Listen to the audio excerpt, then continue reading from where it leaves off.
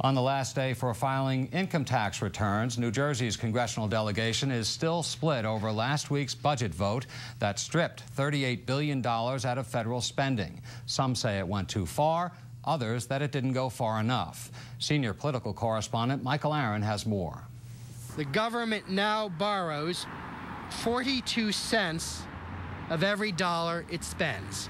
Republican Congressman Leonard Lance was in Westfield and Flemington this morning to oppose federal tax hikes and federal spending. Lance voted for the budget bill last week that cut $38 billion in spending and believes much larger cuts are needed in next year's budget. Do you think there should be $100 billion worth of cuts from it? I think there should be more than that because we're running annual deficits of about $1.5 trillion, and so I think it should be well beyond that. I never thought I would be saying this, but I think it would be an improvement if we, quote unquote, only had a deficit next year of $1 trillion. That is an enormous amount of money, but I want to move in that direction. The vote last week was bipartisan. 5 New Jersey Republicans voted for the budget bill, and Republican Scott Garrett voted against.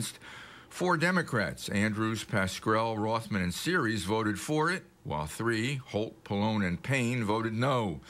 Pallone says it's bad for the state.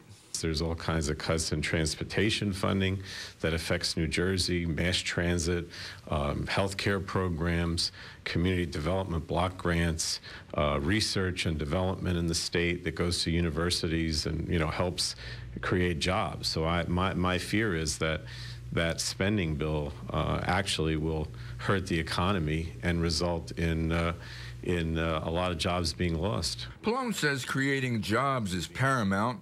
Lance says trimming the deficit is most important now that it's at $1.65 trillion. All programs, including worthy programs, will undoubtedly have to have some sort of modification given the fact that we're running these enormous deficits that, if we do not address, will mean ultimately a lower standard of living for all Americans, including the next generation. The best way to get out of the deficit, frankly, is to grow the economy. If the economy grew significantly, the deficit would ultimately go away. It's this debate that is dominating Capitol Hill right now.